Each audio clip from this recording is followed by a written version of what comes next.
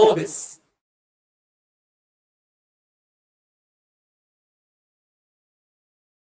Wow, I'm absolutely thrilled to be here, and thank you all for making it through the day. I hope you had an exciting time. And I promise, that this session is going to be better than the Rakugo session. Because you're all going to have to laugh, because, God, in these dark times, let's have a little fun. Okay, and it's absolutely spectacular, to have this fantastic panel here. We want to try and make sense a little bit, of the disruption that's going on and some of the good things that can actually come out of that. Because I think we can all agree that it's a huge opportunity. It's a reset, and the opportunity to build back better is definitely something that incomes upon all of us. Whether you're at university, whether you're an entrepreneur, whether you're a policymaker, the opportunity set that is being created, because ironically, one of the great things is everything is out on the table now.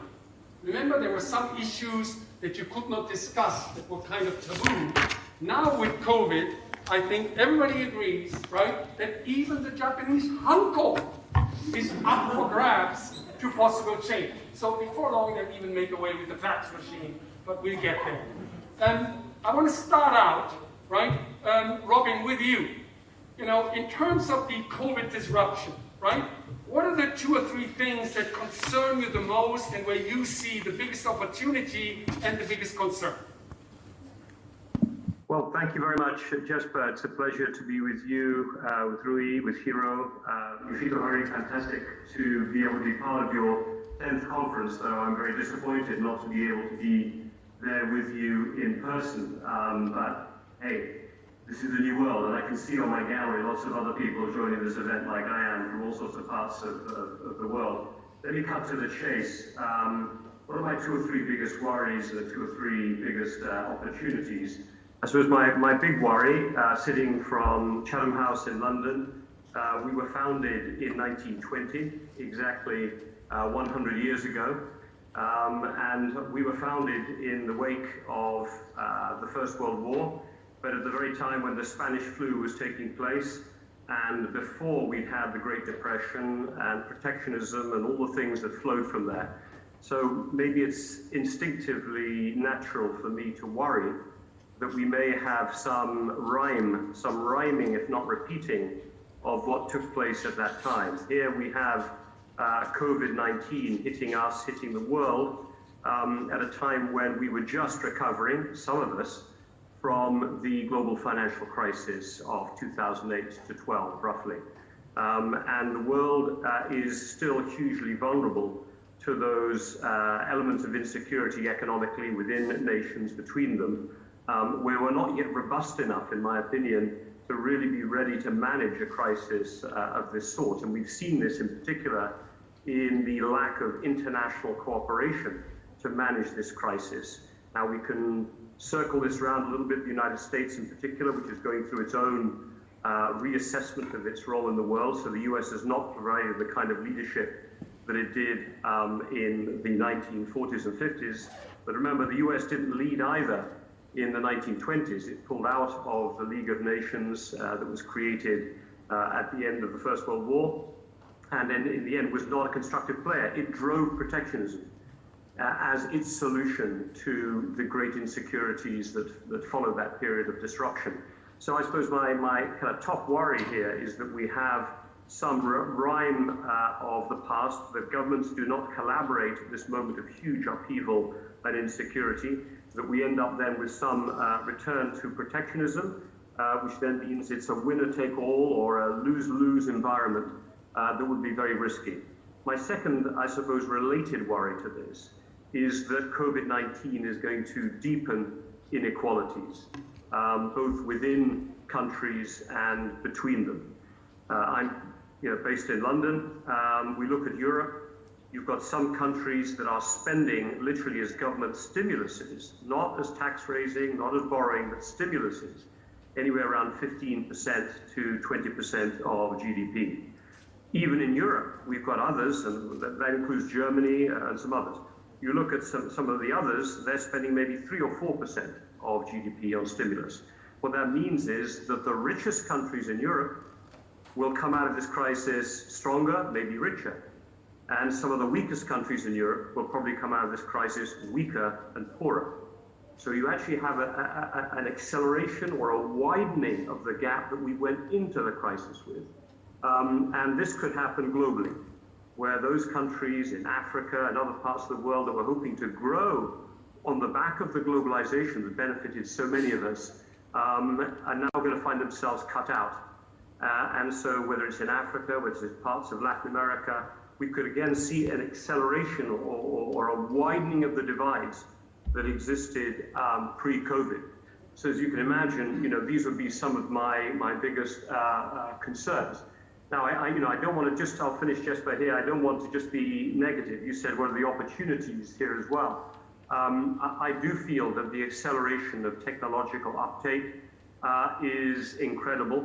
Now, technology is not just of itself a good thing, but I think what it's going to allow us to do, if we can seize the moment, is to adjust to a less wasteful, consumptive form of economic activity and social activity as humans, that we will be able to tackle some of the big challenges of climate change, some of the big social inequalities that came about through work being something that was difficult to access. So I'm hopeful that the more rapid uptake of technological progress is actually going to manage some of these big global problems and will prevent a repeat of the 1920s. But I think I will let others, Hiro and others, maybe address this question some more. But that would be my big positive. And let me just say personally, at Chatham House, one of the most remarkable things I've seen is that through this crisis, we actually talk to each other more. We're only about 200 full-time staff. I am getting more feedback from my younger junior members of staff through Zoom meetings, through all staff meetings. People are more open, more clear about their expectations, feel a greater sense of demand for equality post-COVID than they did before. It's also broken some of the unhelpful hierarchical structures. So again, I think this is another positive element that I hope will echo. I'll stop there, Jesper. No, fantastic, and I think you're inadvertently echoing many of the themes that I think came through in the various sessions here. The fear of protectionism, right? The fear of a further rise in inequality across the globe, as well as within societies. And then at the same time, the hope that technological change can actually accelerate and get us to a better place. Now, Rui, what about you? What is from your perspective, right? What do you see as the biggest challenge and the biggest opportunity, that is brought about by this COVID crisis? Thank you so much. And then first of all, I really wanted to say everybody that I'm really glad to be here. And Hori-san and thank you, Hori-san and GLOBIS staff. And be honored to be in this panel with Robin and Mizuno-san and then Jesper, all I respect and with big question. I think I pretty much agree with Robin that the COVID-19 accelerated the changes we already had seen before COVID happened, like China-US hegemonic struggle, especially in the area of technology, or like our the gap, economic gap widening in many countries. But that's been accelerated, and the new change. There is a new change too, I think. This is the first time for the human, kind, even, I would say, that everybody, at the same time, simultaneously, all around the world, stop moving around. If you look at the history of the humankind, 2 centuries, Silk Road connected from the east to west, right? And then Columbus tried to go beyond the land and then through the world navigation, find the other continents.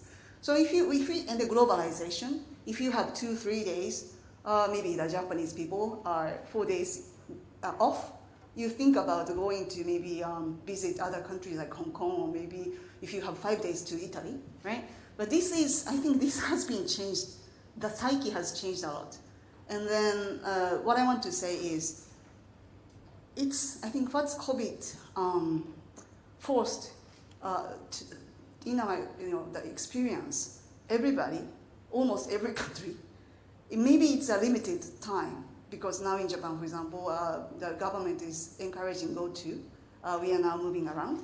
But that's being said, it's the first time for the humankind, I think, to stop not between just nations, even within your nation, your country.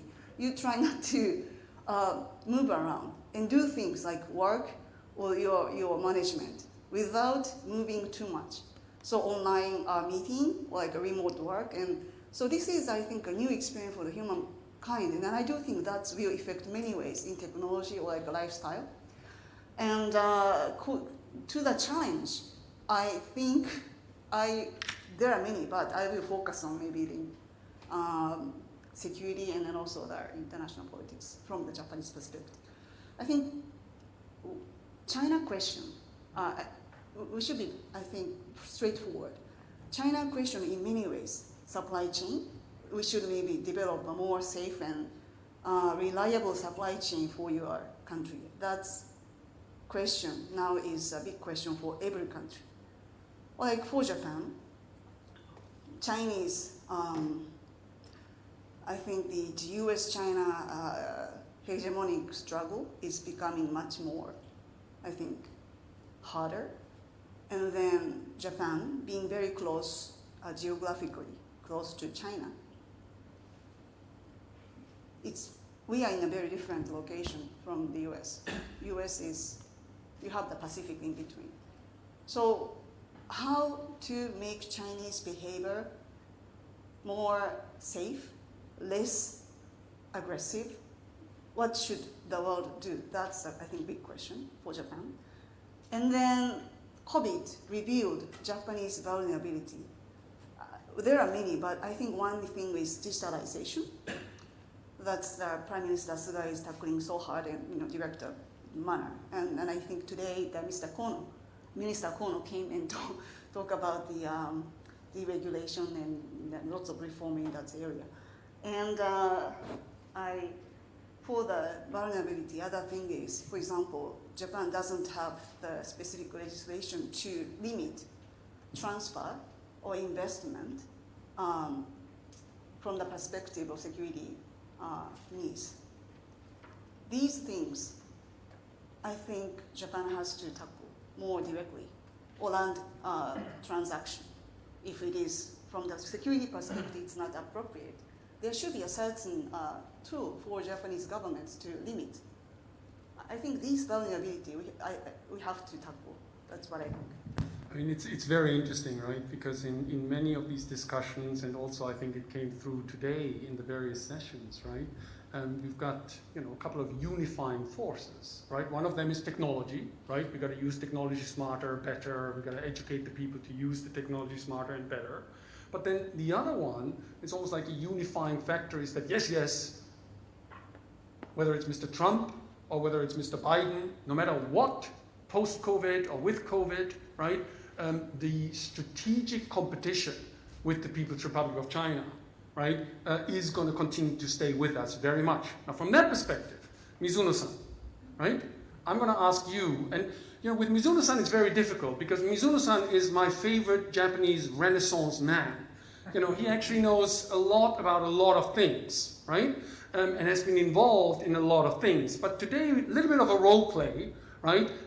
I know you're also a government advisor still, but I want you to focus a little bit sort of from a business and investor perspective, right? So from that business investor perspective, Mizuno-san, what is your biggest sort of a challenge that you see coming out, and what do you see as the biggest opportunity?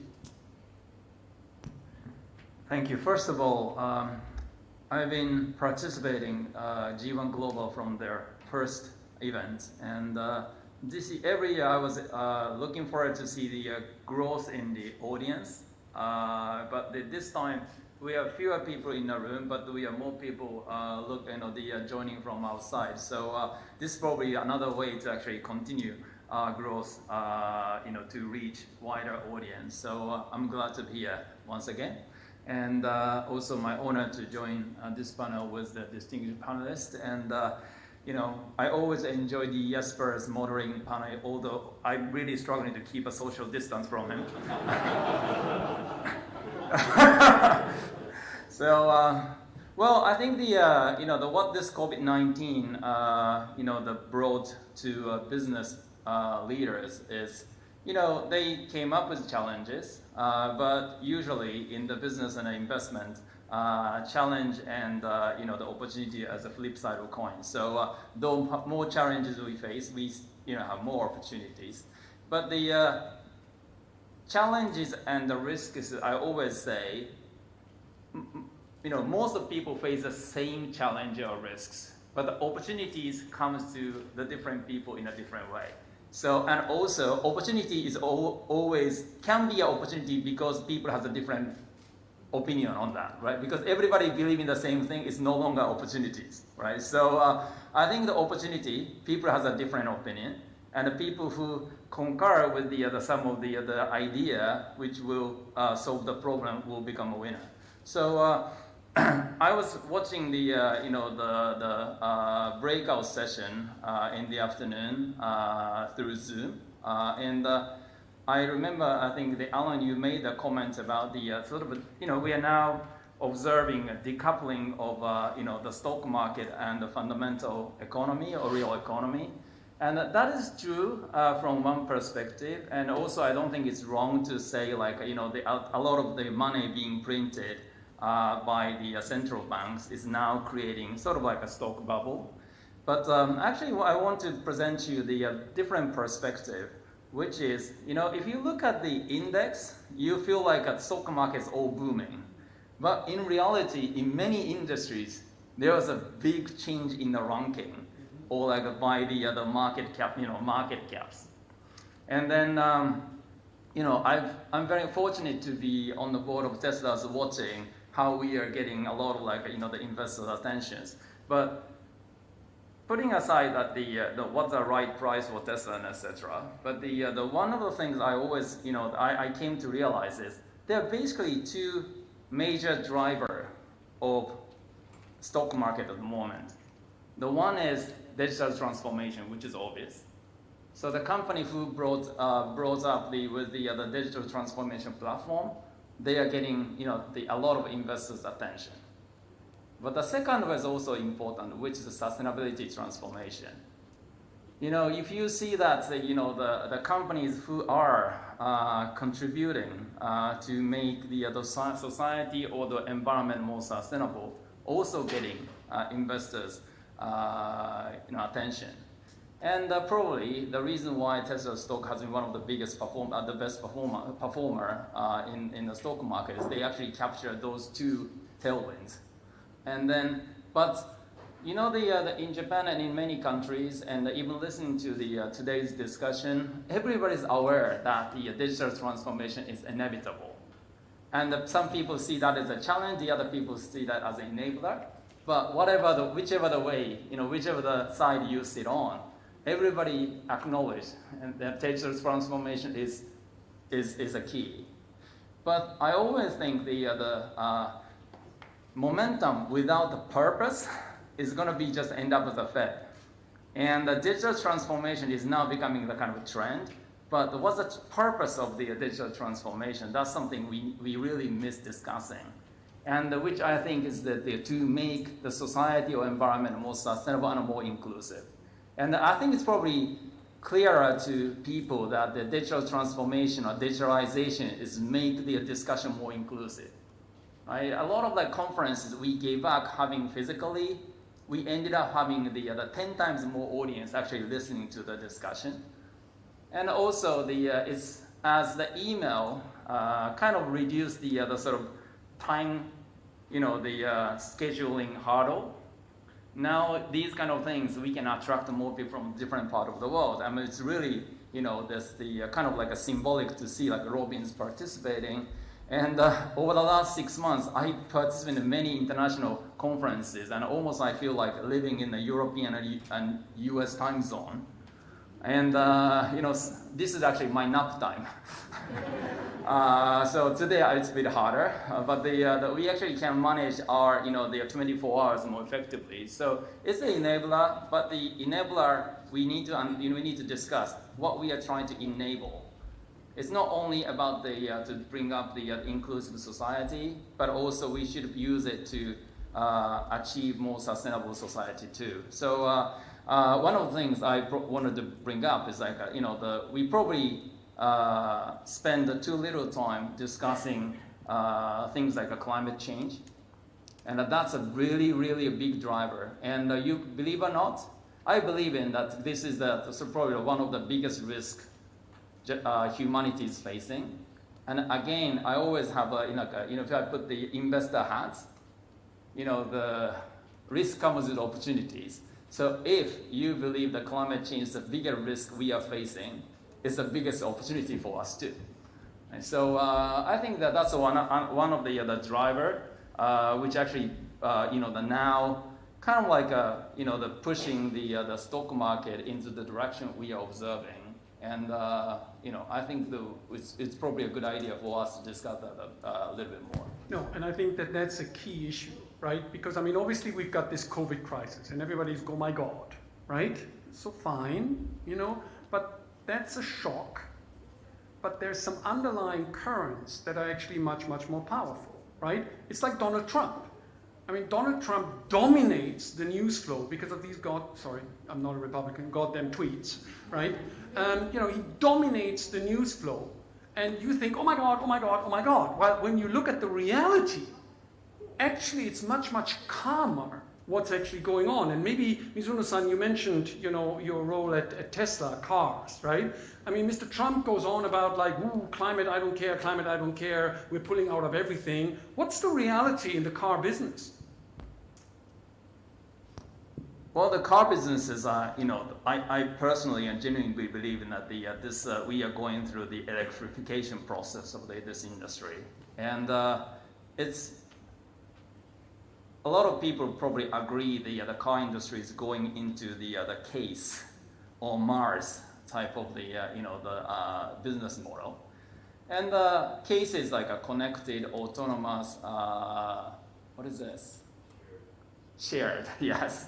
And is electric. So I think that's the kind of direction the industry is moving. And what's really driving it? People tend to have a different reason to buy electric vehicle, but at the end of the day, it's actually believed to be better and to contribute to the more sustainable environment. And the wonderful thing I like about Tesla is Tesla's corporate mission is very simple: accelerate the transition to sustainable energy. And then all those kind of things now kind of related. So I hate to talk about the auto industry because of my association with the Tesla. But if you look at all the other industries in the U.S., you pointed out the Trump. President Trump is very much against the Paris Agreement, and he's in a way very consistent because he said the climate change doesn't exist, so he doesn't do anything. It's very consistent. I'm sometimes embarrassed. Japanese, we say we are worried about the climate change, but we need more actions.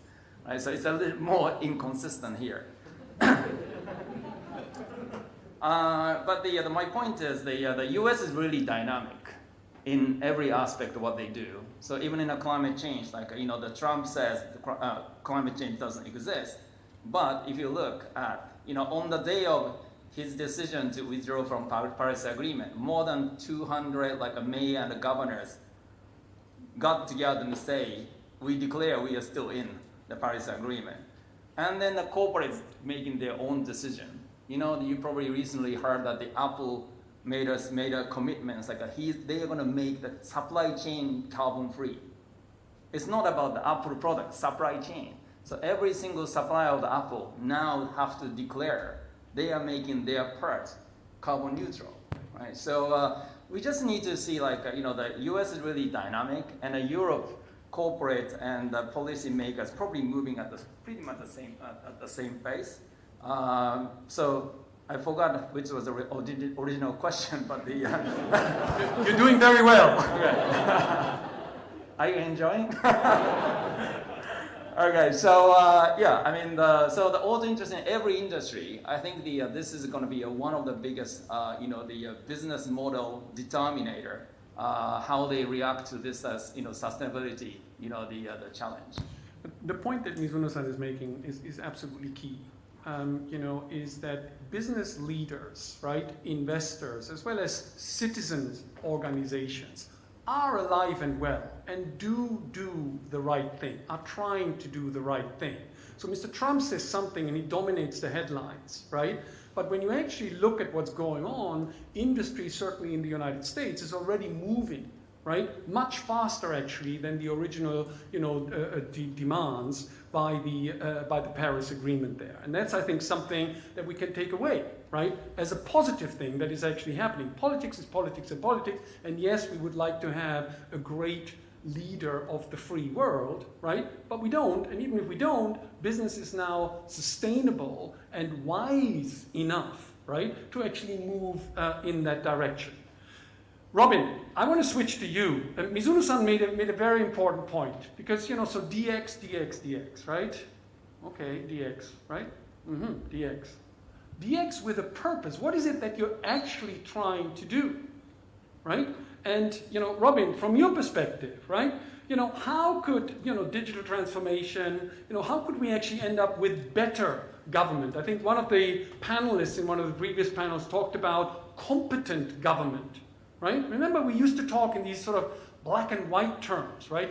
Big government, small government. It's like, no, it's not a question of size. It's a question of quality. It's a question of competency.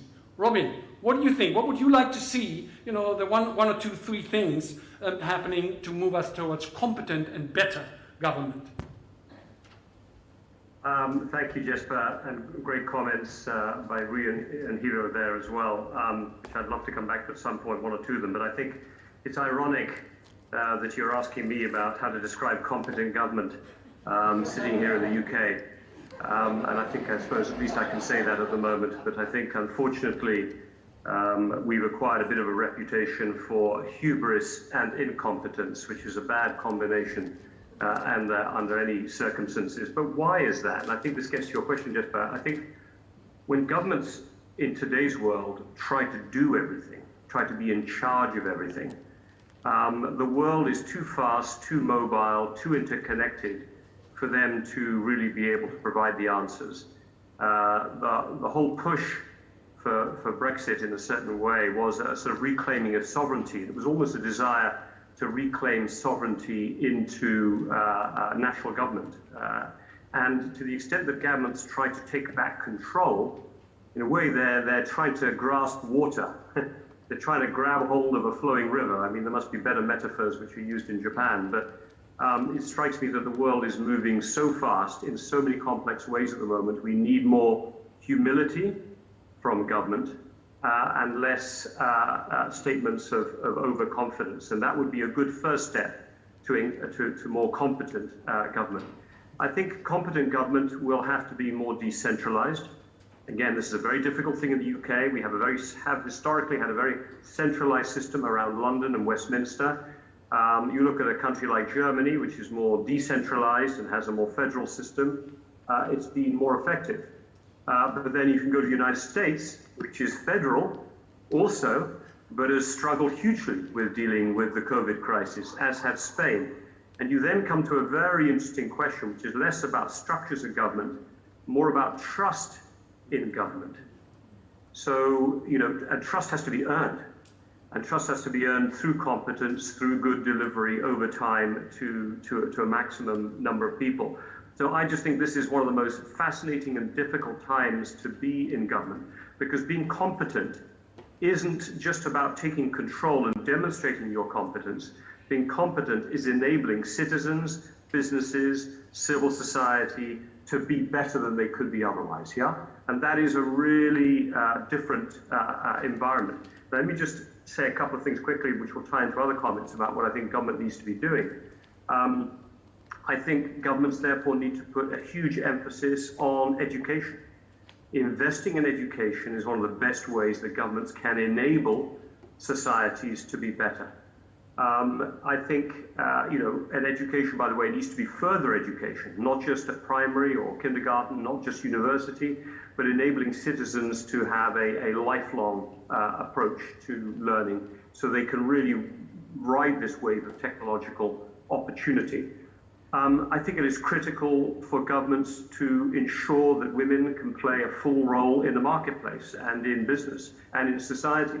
I mentioned earlier about the danger of COVID deepening inequalities.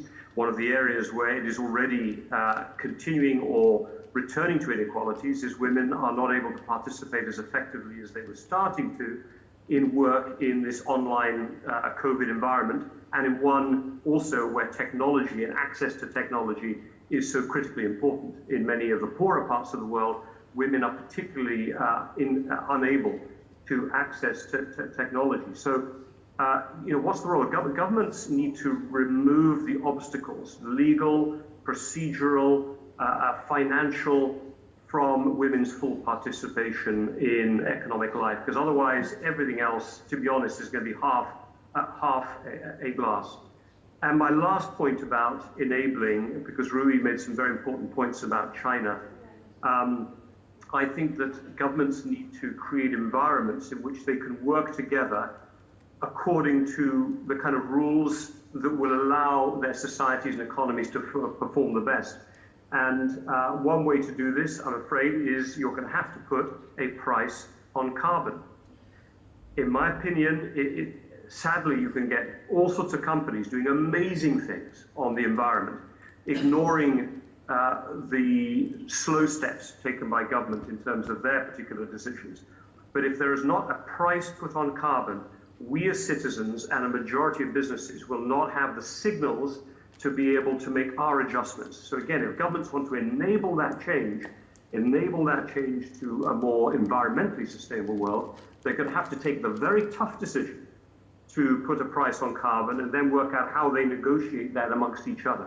So I suppose, Jesper, just to stop here on this point, my real focus is on how do governments become enablers rather than governments simply thinking about how can they become more competent. It's not about their competence, it's about their citizens' capacity to be all they can be. Fantastic. Governments as enablers. One thing you mentioned, Robin, you mentioned education, and there's actually one of the biggest free market capitalists in the world, Steve Schwarzman, who is the founder of the Blackstone Group, right? I mean, this is about as hard-nosed capitalist as you come. He actually has a fantastic idea. Education, we can all agree that that's a common good, that that's an investment in our future.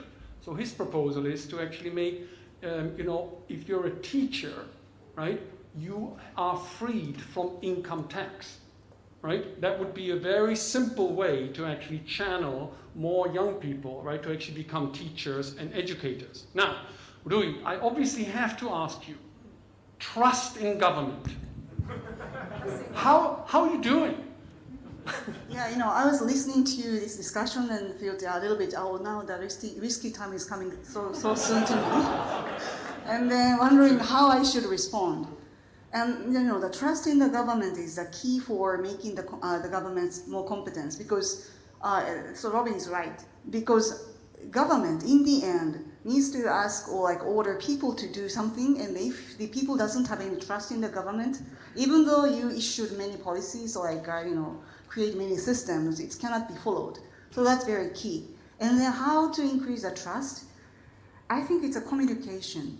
There are many things maybe, but I think the government needs to have a better communication with the people, looking at the countries. But by the way, I have to really stress the Japanese government takes pretty appropriate policies and actions to tackle the COVID-19.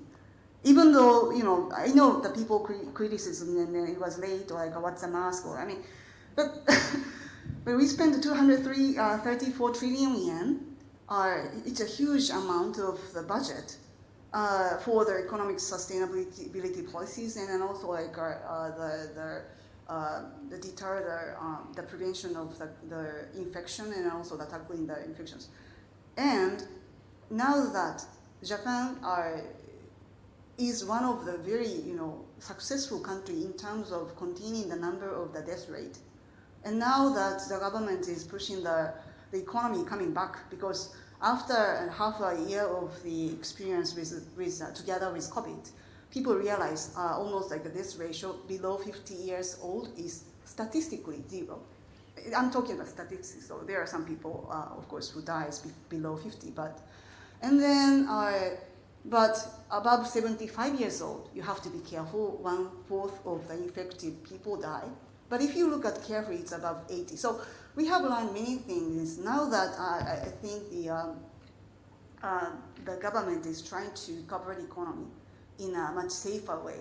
So what I want to say is the Japanese government, Robin was very critical of your government, but I think in the end, Japanese government should receive the fair, credit in terms of the COVID policy. I mean, our battle with COVID was pretty successful so far, although we have to be improved. That's true. And that being said, I think the competency of the government is, people watch more carefully whether your government, each government of each country is doing a good job or not necessarily a good job. People become more critical because it does affect your life and your life, not the lifestyle, life itself.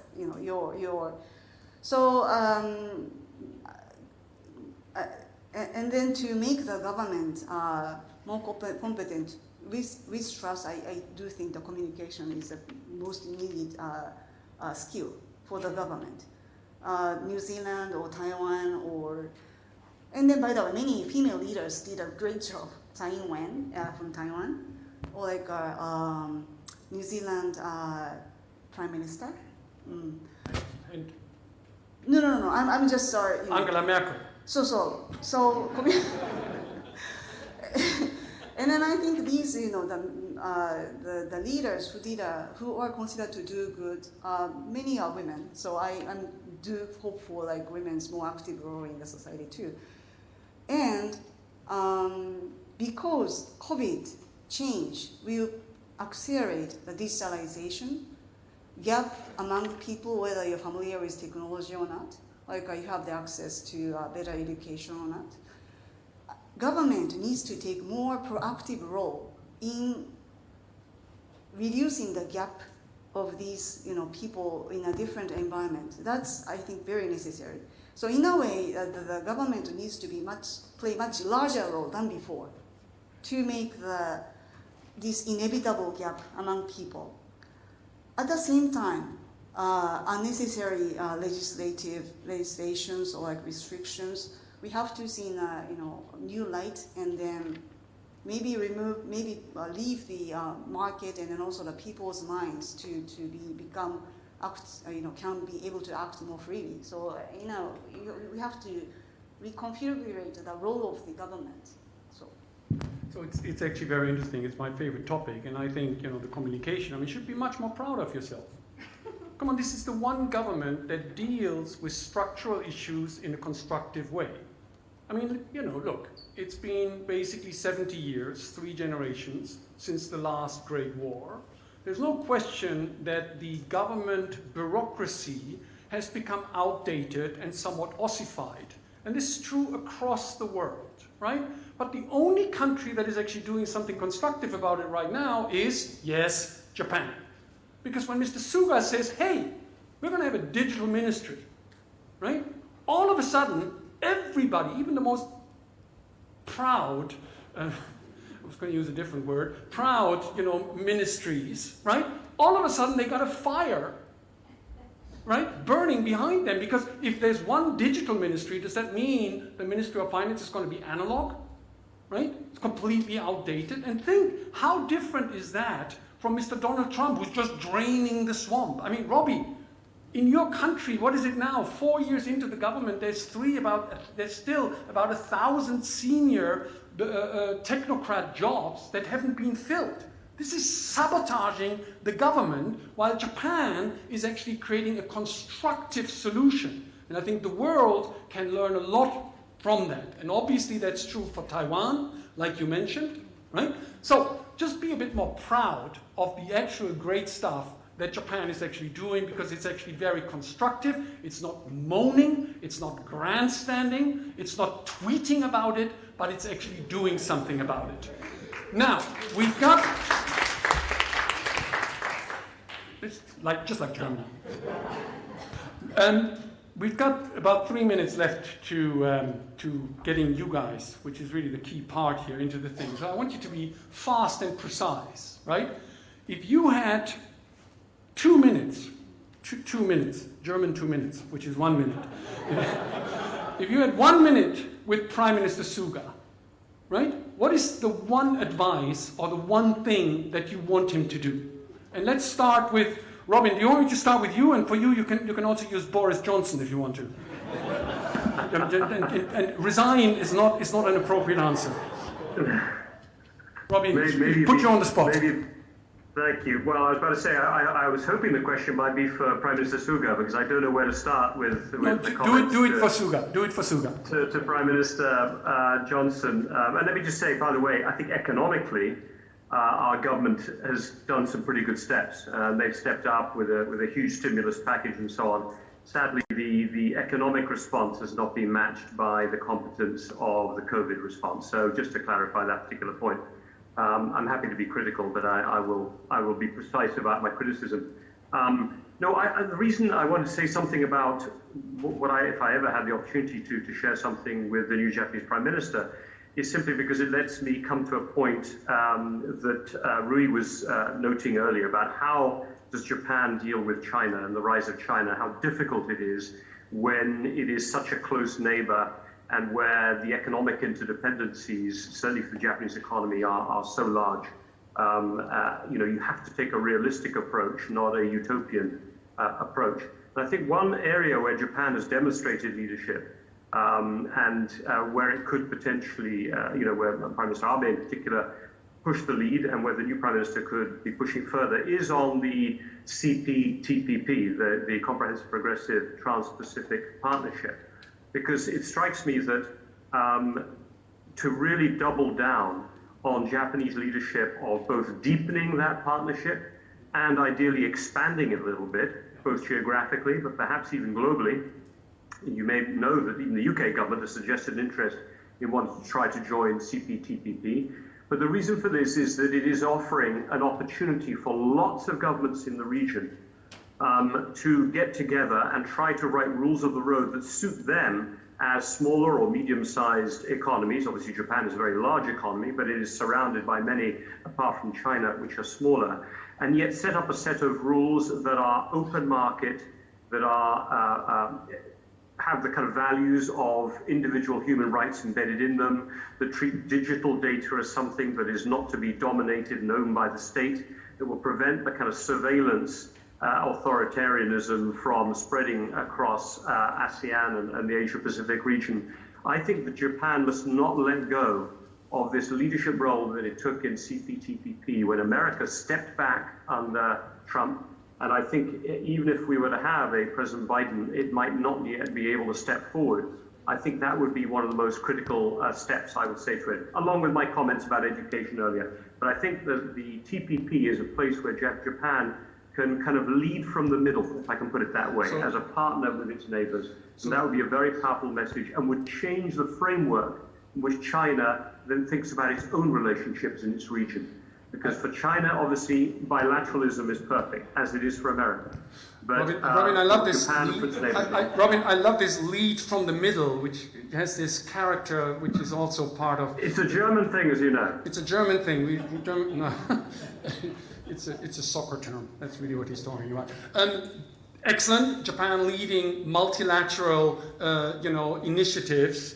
Liu, very quickly, 1 minute with the Prime Minister. It's difficult, but I totally agree with Robin. That's being said. I think the COVID offered the great opportunity for Japan to do the homework. That has to be done much earlier, but hadn't been so far now. So one thing is the legislation I mentioned in my discussion that we need. I would like to request him to let's make the legislation to cover up the overcome the vulnerability of Japan internal, and let's have the realistic defense policies, including the transfer of the the defense equipment to the outside partners and all that. So I think that's the things I would like to request. Hiro.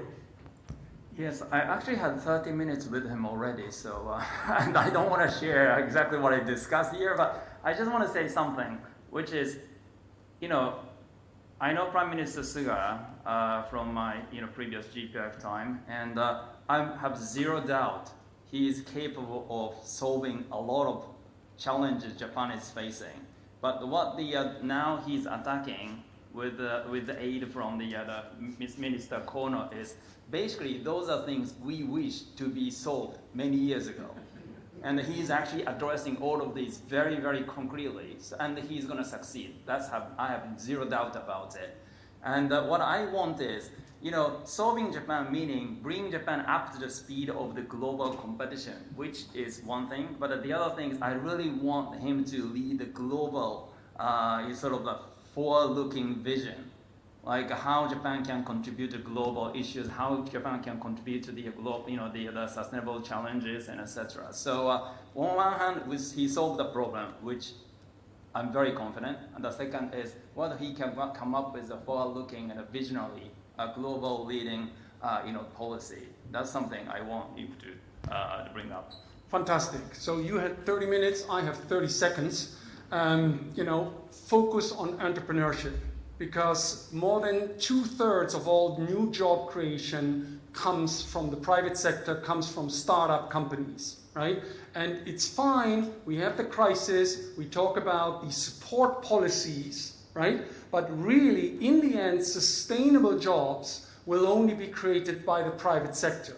And so it's great to deregulate, to privatize, to modernize the Japanese public sector, but at the same time, do not lose track of removing the barriers to entry for startups, because only if Japan has a healthy entrepreneurial culture will there actually be sustainable growth. 30 seconds? Something like that. Okay, now, for you guys. And by the way, the same 30-second rules applies. We're going to tighten the rules here, right? If you go over 30 seconds in asking your question, you're going to have to buy a bottle of champagne for Hori-san. All right. Any questions from the audience? And that obviously includes our friends in the community online. Please, go ahead. If you quickly state who you are, part of 30 seconds. Thank you for this question. Masai Kegami, I teach Technovate in GLOBIS. By the way, Technovate is the word made by Hori-san, which is mainly about digital transformation, what Mizuno-san mentioned. So when I hear from a student from GLOBIS and when I hear from CEO, DX in Japan, we're so-so at digitalization, D part, but we're really not good at X part, which is the transformation part. So I think we can get some advice from Europe, Britain, or Germany, because the US is a little bit radical country, so probably better to get an advice from Europe, because we're paying too much respect to tradition in this country. So. Okay, and the question is? The question is, how can we do this transformation part? How can we do transformation? Yeah, I think First of all, by you boosting demand by buying all of us a bottle of champagne. But then, no, it's a great question. It's a great question. Anybody else? Please. Oh, you've got an online question. Yes. We have 3 online questions, but I'll just read the first so far. So it has to do with global leaders, that they faced uncertainty already long before COVID-19. But as discussed today, COVID-19 served as an accelerator to the speed of change, and it's just caused more problems or amplified them in a way. So at this moment in time, what would you advise leaders to do? Should they stick with handling COVID-19 and the effect, or should they do other things instead? Great. Fantastic. And Robbie? Thanks very much. The coalition agreement between the Komeito and the LDP has the following phrase, my translation. We will work toward creating a sustainable and resilient, decarbonized society with stable energy supply and accelerating engagement with issues related to climate change, environment, and energy. First time this has been in the coalition agreement. What specific measures do you expect the government to take, and which technologies do you think give us the best bang for the buck? Great, excellent. So we've got a question on global leaders, on transformation, how to accelerate it, and on specific policies, right, to make everything more sustainable. Anybody? Okay, Mizuno-san. Okay, I'm not European, but I'll answer your question, digital transformation, because digitalization and digital transformation are totally different, right? And what I try to say is this digital agency and Prime Minister Suga's policy, I'm very confident that they will do digitalization. And the digital transformation, you have to think totally different business model using digital. That's a digital transformation. So it's not like what we are doing analog to be replaced by the digital. And so if you teach the students and all the business leaders, basically tell them, like, now you have a digital tools, what are you going to do different? Right? So, and that doing things different is transformation. And, as I said, this is the opportunity, so everybody has a different opinion. And if you come up with something unique, you win. And the question is, I think the policymaker have to come up with the goal, set goal, and all the framework of the disclosure, so that the people can make an informed decision. And some of those, like the transformational technology, like in the area of the carbon footprint, something like carbon capture and storage and utilization. That's a really impactful technology. And the government, all the countries, the different part of those have to just pick whatever the country is better and put the money in to make technology becomes available for global use. That's what I think. Robin, global leaders, what should they do? Well, as a quick answer, I was literally trying to think of something useful to say about what government leaders should do. I think they need to provide the right environment. They need to provide an environment in which, as I said earlier, there's a real opportunity for citizens to achieve all they can achieve. They should not try to assume that they can do everything themselves. And as I said earlier, carbon pricing, one of the most difficult leadership steps will be to think for the long term in the near term, and to put a price on carbon and to agree on it amongst each other, and all the huge changes that'll do to the global trading system as well, will require really great leadership and, to Rui's point, great communication skills. So I would focus on enabling citizens and fixing a price on carbon. Mizuno-san, which government is going to be the first to put a price on carbon? Oh, it's going to be European, that one. But my point is, whatever it's ideal to make the universal global agreement on the carbon pricing. But as a matter of fact, I strongly believe that will be priced by the market anyway. Right now, the investors don't want to invest into the company who has the less carbon efficiency. They don't want to. So it will be priced in through the stock pricing. And also now when the people sell the internal combustion engine car in California or now in Europe, they have to pay penalty, and the company who sell electric vehicle receive the tax credit from them. So it's now getting priced in anyway in the market. But it will be much more explicit and more powerful if, as Robin said, the government can do it. Do you think the People's Republic of China is going to play a role? Well, I think I have very little doubt that China will introduce their own carbon pricing in a carbon trading market. I pretty much have zero doubt they will do it. Any other questions from the audience, please? Dozo. One question, one question to Dr. Niblett. Today, people were discussing about U.S.-China tech war or decoupling. You recommended having a multilateral approach, but beyond multilateral approach, what kind of recommendations can you give to Prime Minister Suga to deal with this U.S.-China tech war and decoupling? Any other question? Hi, Dozo, Jen.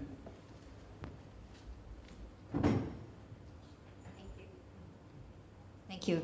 My name is Jenny Corbett. I'm from the Foundation for Australia-Japan Studies. My question is something we haven't discussed very directly so far today, but we face populism and all of the costs that comes with, and we know that that's largely because people feel dispossessed and comes with growing inequality. So my question is, what technologies can we use to give governments new ways to hear from people? So you spoke about the need for governments to communicate, but that's a two-way thing. They need to listen as well, and they need to hear. And I'm concerned, we have the vote, we can get rid of governments, but between elections, how can we get them to hear us? You. Certainly, I think the SNS, the new tool for the communication, should work for both ways. The governments disseminating our policies or like what we think to the people, and then governments can take that tool again back from hearing from the people. Now that almost all the ministries using the Twitter, although they are not good at it yet. And then I have to say, Twitter's comments sometimes too radical, like not necessarily representing all the people's, the general public opinion. So we have to be careful. But I think including the election, the way of the method of the election, I think we will see a very different manner in the future, even in Japan, using the more SNS communications. For example, like my election coming 2 years later, I'm expecting that more role of the SNS taking place more, like online, maybe seminar, or like the Twitter, or maybe even other tools could be, someone could maybe, I think think about. I think that will be the one way. The other thing is election. Election is a traditional way, very traditional, But I think people, because after experiencing the COVID, and then see the historical change of many things, like technology and the lifestyle, working style, to climate change, I think in general, not only in Japan, but people become more serious about choosing the politicians. You see, Japanese people realized before maybe the governor of this prefecture or that prefecture, we don't care. Anybody can take the job. The bureaucrats are doing fine. That was the notion. But I think it's already changed. Some prefecture which has a great leader doing much better than other prefecture that doesn't have so great leader. And then the same thing goes on the leader of the country. I think Prime Minister Suga is, as Mizuno-san pointed out, very capable leader. Prime Minister was one too. So I think that traditional way of election has to be more effective to let people make a decision more clearer manner. Maybe some should be changed, but. So it is very interesting on that point. I mean, sort of direct democracy, right? Obviously empowering the people. The Swiss model is working. They just had a vote where basically 70% of the people said, no, we do not want to close our border to immigrants. We want to keep it open, right? Despite the fact that the right-wing part in the Swiss government advocated that. Robin, I'm going to have to put you on the spot for Terazawa-san's question. Multilateralism is great, but really, what specifically, can you, what do you do beyond that? And you've got 30 seconds. Yeah, so very quick. I was specific, by the way, on TPP. That's not multilateralism. That is a specific agreement with specific commitments. I think Japan should continue and deepen on it. But I'm afraid, I think that on technology cooperation, Japan is going to have to pick sides. And so my simple answer is that it is impossible to share an approach to future data partnership with a country that treats its citizens' data as government property. So Japan is going to have to pick sides when it comes to digital cooperation, and it will have to pick the side of Western governments and Western countries, whether it's the US or European or others in Asia Pacific. So my simple answer to this is, however close the relationship is, broadly economically with China, and I understand it has to continue, in the data and private data management space, it will have to be firewalled. Fantastic. Now, we could go on forever. These are huge topics, right? But I think, first of all, a very big thank you. You've been a fantastic panel. Robin, all the way, from England, right? Hiro, and Rui, fantastic, and you've been a fantastic audience. Now please keep up the discussion. I think we've got a little bit of a celebration, here, starting now, and then, later on this evening, please log into these chat rooms and voice your opinion. Thank you very much.